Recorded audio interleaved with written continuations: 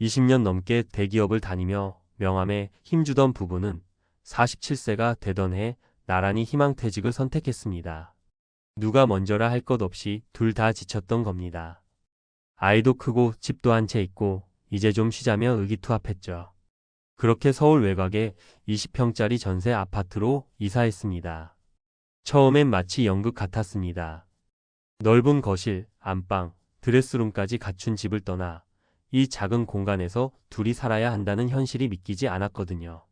하지만 의외로 그 좁은 공간에서 넓은 삶이 시작됐습니다.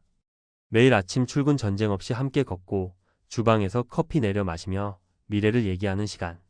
이전엔 돈이 있었지만 대화는 없었고 스케줄이 있었지만 여유는 없었습니다. 은퇴라는 단어가 막막하게만 느껴졌던 그때 이 작은 집이 우리 삶의 방향을 바꿔준 셈이죠. 이제는 말할 수 있습니다. 퇴직 후의 삶은 끝이 아니라 진짜 삶을 다시 디자인하는 시작이라고요. 은퇴 준비 잘한 줄 알았는데 많은 사람들이 희망퇴직금이나 퇴직금만으로 은퇴가 준비됐다고 착각합니다.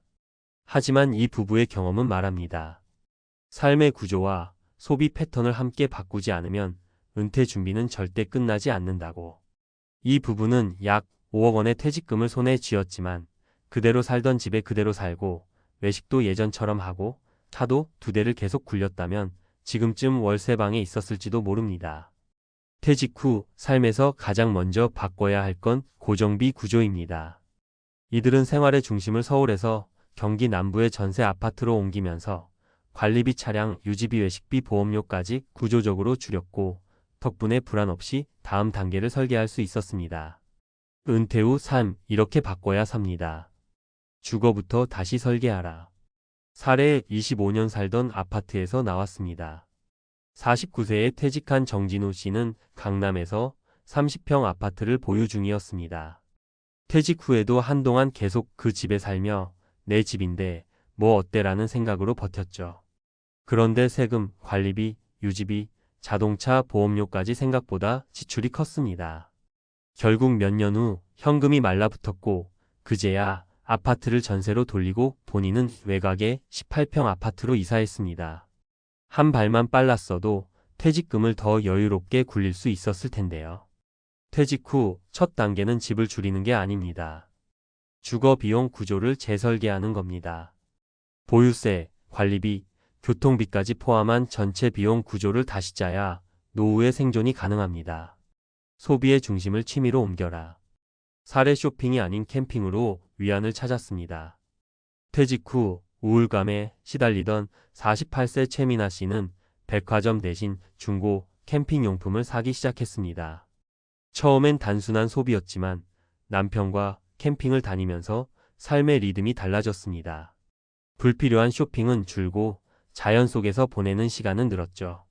이전에는 1년에 500만 원 넘게 썼던 쇼핑비가 지금은 100만 원도 안 들어요. 근데 더 행복합니다. 퇴직 후엔 쇼핑 중심의 소비가 관계 중심의 소비로 바뀌어야 우울감도 덜합니다. 가성비를 따지는 게 아니라 가심비와 삶의 밀도를 따져야 할 시기입니다. 일과 수입의 새 기준을 정하라. 사례 하루 3시간 일하고 100만 원 벌어요. 이게 제일 좋습니다. 이 부부는 퇴직 후 프리랜서 번역과 온라인 콘텐츠 운영을 병행하기 시작했습니다. 처음엔 수익이 거의 없었지만 월 50만 원, 70만 원씩 차곡차곡 늘더니 지금은 합쳐서 월 200만 원 수준. 이전에 15 수준이지만 고정비가 줄어든 지금은 충분합니다. 무엇보다 자유시간이 많고 체력 소모도 적다는 점에서 돈보다 좋은 일이라 느낍니다. 퇴직 후엔 많이 버는 일보다 오래 할 수 있는 일을 찾는 게 핵심입니다. 작지만 꾸준한 수입원이 있다는 것만으로도 노후의 심리적 안정감은 크게 달라집니다. 결론 은퇴란 내가 가진 것보다 덜 갖고도 사는 법을 배우는 시간. 이 부부가 깨달은 가장 큰 진실은 이것입니다. 우리는 그동안 너무 많은 것을 가진 채로 살아왔다. 줄이니 더 자유롭고 더 가까워졌다. 20평은 좁은 공간일 수 있습니다. 하지만 관계를 다시 설계하고 돈을 적게 써도 풍요롭게 살 수 있는 생활의 최소 단위를 찾아낸 집이었습니다. 퇴직은 끝이 아닙니다. 이제야 비로소 내가 어떻게 살고 싶은지를 고민하게 해주는 출발선일지도 모릅니다. 핵심 요약. 희망퇴직 후 가장 먼저 할 일 고정비 구조 재설계. 넓은 집보다 중요한 것 작고 효율적인 생활 구조. 수입보다 중요한 것 지속 가능하고 스트레스 없는 일. 소비보다 귀중한 것 관계와 여유. 희망퇴직 후 작은 집으로의 이사. 단순한 절약 아닌 구조 개편. 희망퇴직 또는 조기퇴직은 더 이상 일부 사람들만의 이야기가 아닙니다. 특히 4050대 중반의 대기업 근로자들 사이에서는 자발적 선택이 아니라 경영 전략에 따른 구조 조정의 일환으로 희망퇴직이 현실이 되고 있습니다. 이 시점에서 중요한 것은 단순한 퇴직금 수령 이후의 소비 절약이 아니라 가계의 구조 자체를 재편성하는 전략적 접근입니다. 실제 사례에서 확인된 바와 같이 대기업 부부가 희망퇴직 후 20평 규모의 소형 주택으로 이주한 결정은 단순한 주거 축소가 아닌 퇴직 이후 삶의 지속 가능성을 확보하기 위한 구조 개편의 일환으로 해석해야 합니다. 퇴직 후 반드시 점검해야 할 3가지 구조 항목. 퇴직 이후 삶을 안정적으로 설계하려면 다음 3가지 항목의 구조 점검이 필요합니다. 주거비 구조의 재편이 최우선. 퇴직 후 고정소득이 사라진 상황에서 가장 먼저 손대야 할 영역은 주거 비용입니다. 주요 점검 요소. 보유세 및 재산세 종합부동산세 과세 대상이거나 고가 주택 소유 시 세금 부담이 커짐. 관리비 및 공과금 대형 평수일수록 기본요금 및 난방 냉방 관련 유지비 증가. 교통 및 이동성 비용 도심 외곽, 이주 시 차량 유지비는 줄고 대중교통 활용 가능성 증가. 주거 공간을 축소한다는 것은 단순한 공간의 축소가 아니라 세금 공과금 생활비의 체계적인 절감을 의미합니다. 예컨대 기존 30평 아파트에서 20평 아파트로 줄이면 월 평균 약 40만원 내외의 고정 지출 절감이 가능합니다. 생활비와 소비 패턴 재구성. 퇴직 후의 소비는 소득 기반 소비에서 자산 기반 소비로 전환됩니다. 이때 지출 패턴의 구조적 변화 없이는 자산 소진 속도가 급격하게 빨라집니다. 핵심 전략. 외식비와 여가비 지출 통제. 퇴직 직후의 심리적 공허함으로 인해 소비가 증가하는 경향이 있음. 소비 중심에서 경험 중심으로 전환. 쇼핑, 외식보다는 독서, 산책, 봉사활동 등 비용이 낮은 활동으로 전환.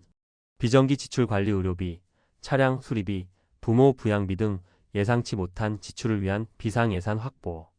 전문가들은 보통 퇴직 후 가계 지출의 2030% 절감을 1차 목표로 설정하며 이를 통해 자산의 수명을 510년 이상 연장시킬 수 있다고 평가합니다. 수입원의 다변화 및 저강도 근로활동 고려. 퇴직 이후 수입의 단절은 정서적 불안과 경제적 불안을 동시에 유발합니다. 이때 완전한 무수입 상태보다 저강도 저소득의 지속 가능한 수입 활동 유지가 심리적 안정에 큰 영향을 줍니다. 가능 수입원 예시. 프리랜서 활동 번역, 글쓰기, 교육 콘텐츠 제작, 유튜브 채널 운영 등. 파트타임 근무 시간제 강사, 도서관 사서, 실버 헬퍼 등. 창작형 수입 구조. 블로그 수익, 중고거래, 재능 공유 플랫폼 등. 은퇴 후에도 월 10만 200만원 수준의 소득원이 유지된다면 국민연금 수령 전까지의 공백을 메우고 자산을 보존하는 효과가 큽니다. 이는 단순한 돈벌이 개념이 아닌 심리적 생존 전략으로도 유효합니다.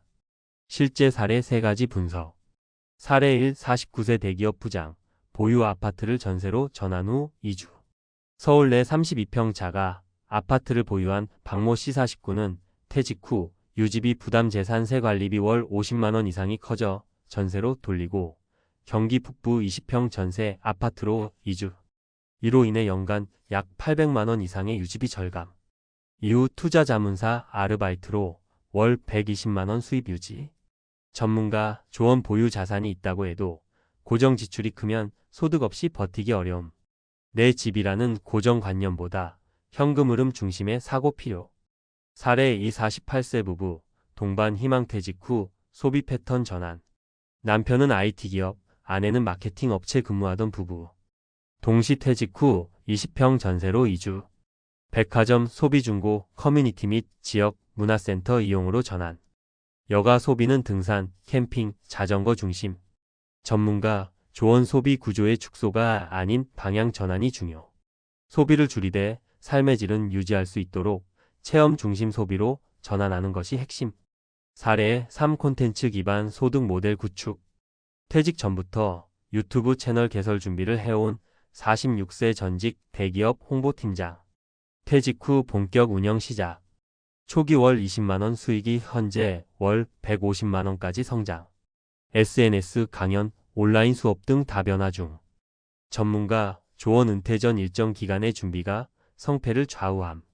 퇴직 후 갑작스럽게 수입 모델을 만들기보다는 사전 실험과 파일럿 운영이 반드시 필요함. 결론 희망퇴직은 위기가 아닌 재설계의 기회. 퇴직은 더 이상 은퇴의 종착점이 아닙니다. 오히려 가계 재편성과 생활 재설계를 통해 다시 시작할 수 있는 기회로 바라봐야 합니다. 고정 지출을 통제하고 비용 구조를 단순화하며 가볍고 지속 가능한 수입원을 확보하는 전략적 설계가 동반되어야 합니다. 희망퇴직 이후의 삶은 철저한 계획과 구조적 변화 없이는 수년 내 자산 고갈로 이어질 가능성이 매우 높습니다. 따라서 은퇴 전후의 자산 관리와 생활 전략은 일상적 절약이 아닌 총체적 구조 설계의 관점에서 접근해야만 중장기 생존이 가능합니다.